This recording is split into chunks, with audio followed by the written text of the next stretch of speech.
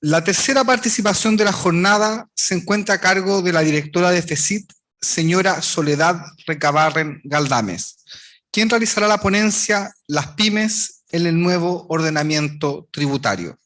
Muchas gracias. La verdad es que el estar aquí es un honor. Yo he hecho clases en la Universidad de Talca y encuentro que es una tremenda institución que contribuye al país. Vengo en mi calidad de profesora de la Universidad Católica y vamos a hablar ahora de las pymes en el nuevo ordenamiento nacional. Primero, veamos dónde están las estadísticas de las empresas pyme hoy día en Chile.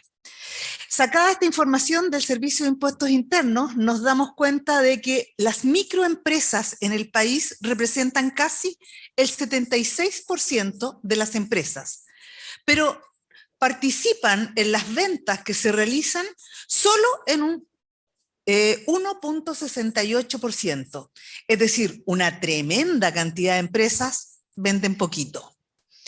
Y por el otro lado, las grandes empresas que representan solo un 1.44% de las empresas del país, participan de un 86,07% de las ventas. Es decir, estamos en un mercado tremendamente concentrado. Y ese es hoy día uno de nuestros principales problemas. ¿Dónde están hoy día las pymes? Como veíamos, las pymes, si consideramos tanto las micro, las pequeñas y las medianas empresas, representan el 98.56% de las empresas del país.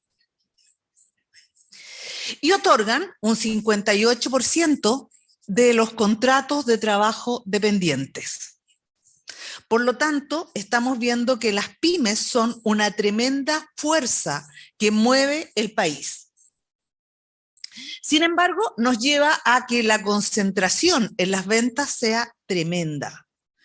Y tal como veíamos, 1,44, que son las grandes empresas, tienen el 86% de las ventas del país. Ahora, esta concentración se ha ido incrementando en el tiempo. En los años 70, nosotros veíamos que las pymes representaban el 50% de las ventas del país. Ya en los años 90 bajaron al 94%.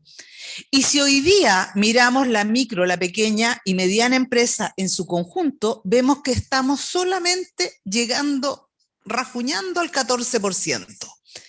Es decir, el mercado se ha concentrado y es cosa que vayamos a un mall y nos vamos a encontrar con unas pocas cadenas de farmacia, unas pocas cadenas de supermercado, unas pocas cadenas de multitiendas.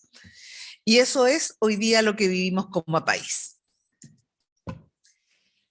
Sin embargo, hay un segundo elemento que ataca tremendamente a las pymes, y que es la informalidad.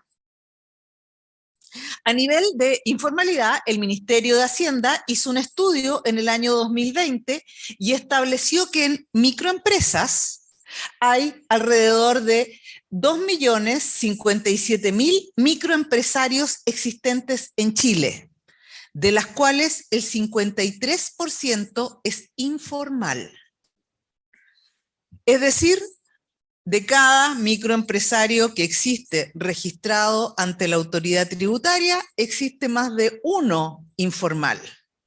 Y obviamente no es una competencia leal. Después se hizo un estudio por la Cámara de Comercio de Chile, estableciendo que en el 2020 existían del orden de 1.200 millones de dólares a través de ventas por internet, ventas informales, nuevamente. Volvemos a ver que la pyme es atacada por esta informalidad. Por lo tanto, hay una presión para que la pyme desaparezca. Es decir, estas entidades que dan trabajo casi al 60% de los trabajadores del país, es una raza en extinción. Y esa obviamente es una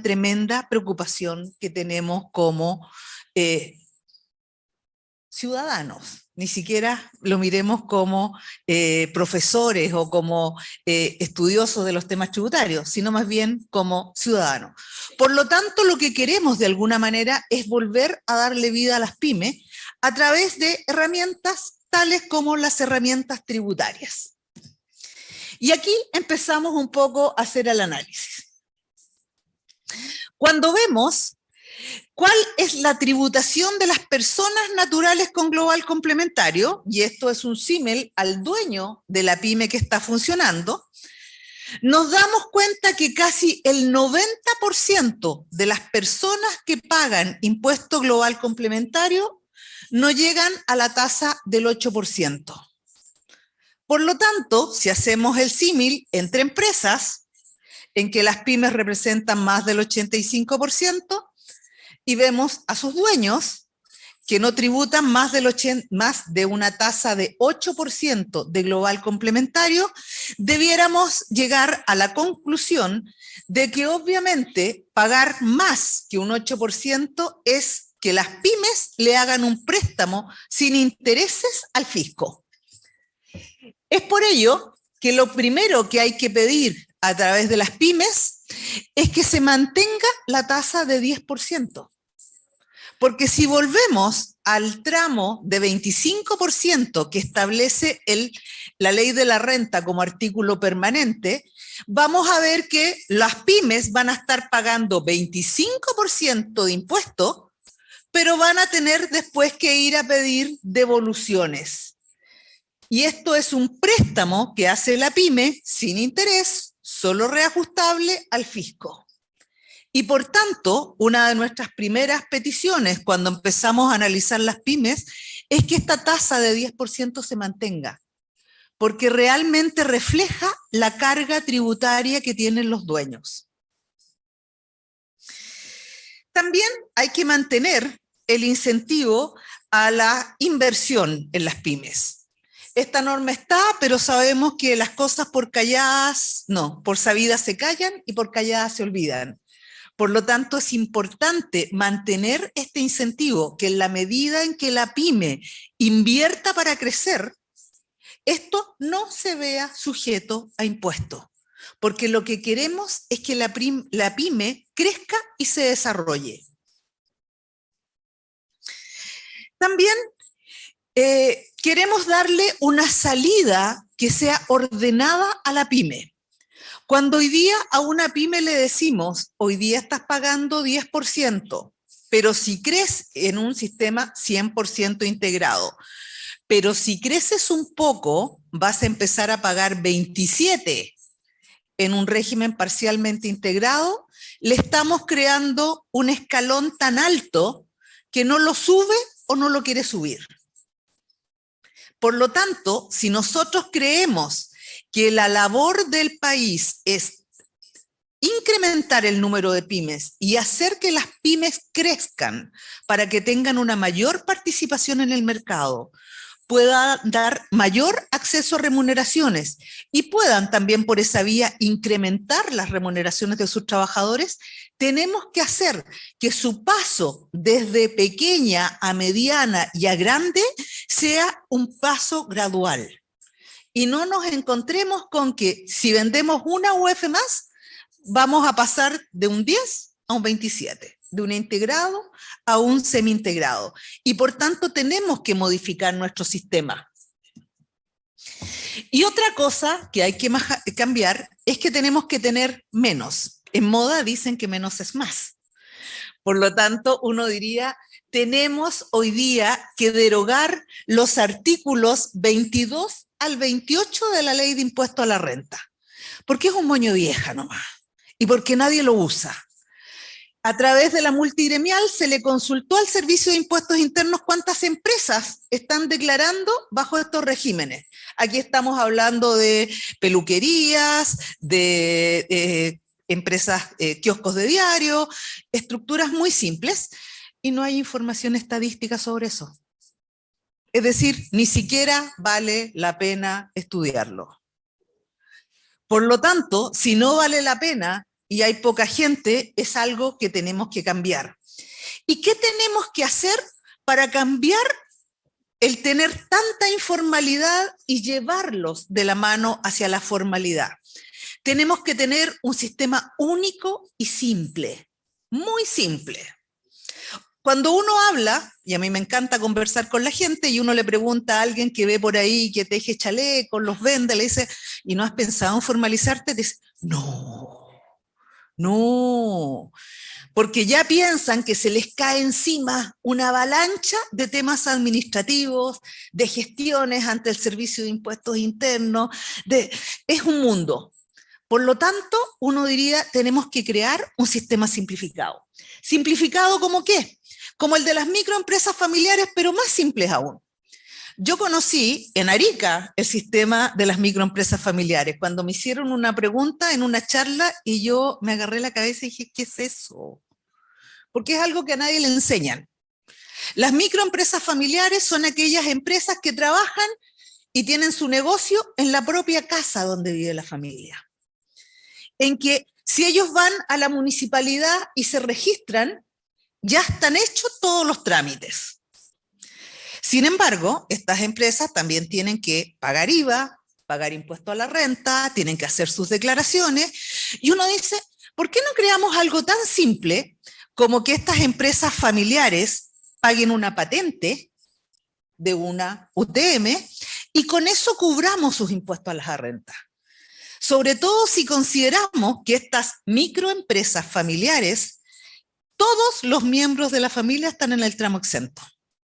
Entonces, ¿para qué crearles complicaciones si con una UTM la verdad es que pagan más impuestos proporcionalmente que un gran empresario? Por otro lado, pudiéramos establecer que dado los márgenes que en general tienen estas microempresas, esta UTM también les cubre el impuesto al valor agregado. Es decir, si uno tiene a una familia que se está sacando la mugre por subsistir trabajando en su propia casa, debiéramos darle las facilidades. Y estas facilidades también debieran implicar que se les reconozca que tienen ingresos. Si ellos se formalizan y se inscriben, debiéramos reconocerle que tienen ingresos por el tramo exento. Y no como hoy día, que cuando alguien se inscribe en estos regímenes, se dice que gana del orden de 200 y tantos mil pesos al mes, es decir, mucho menos que el sueldo mínimo, lo que no tiene ningún sentido. Por lo tanto, debiéramos darle ese incentivo para que puedan llegar al banco y decir, porque estoy registrado y estoy pagando mi UTM, yo soy formal. Y también debiéramos imponerle algunas cargas, como que las compras las hagan exigiendo que las boletas vengan a su nombre. ¿Qué hacemos con eso? Eliminamos la informabilidad del proveedor mediano grande. Cuando uno se pasea por las calles y ve todos estos informales que están en la calle, uno se da cuenta que son las mismas bufandas, los mismos chalecos, los mismos bienes. Significa que hay un importador que está proveyendo a los informales ventas que razonablemente ni siquiera están facturando. Porque sabemos que el aforo físico es un ideal inexistente. Y sabemos que cuando llega una importación, el 99% de ellas pasan solo por la declaración que hace el importador. Y a mí me ha tocado ver cómo a través del mercado informal salen cantidades infinitas de millones de dólares a exportadores chinos que, a mi entender, son esta parte subdeclarada de la importación que se está pagando hacia afuera. Porque claro, o sea, un importador que está en Chile se trae un container, lo ingresa por $50,000, paga IVA por eso, después tiene un inventario de $50,000, por lo tanto va a tener ventas blancas por ese monto y todo lo que exceda a eso va a ser una venta negra. Pero el exportador chino le exige que le paguen el 100% del container. Y eso hoy día está saliendo a través de remesas irregulares y que han descubrido muchas entidades que remesan utilidades al exterior, que si llenan mal los formularios, la UAF le aplica una multa de un par de UEFs. Y puede salir todo esto negro, sin pago de IVA, sin pago de impuesto a la renta, con una multa mínima por llenar mal un formulario. Significa que estamos haciendo las cosas mal. Estamos haciendo las cosas mal porque no logramos atraer a los informales a la formalización.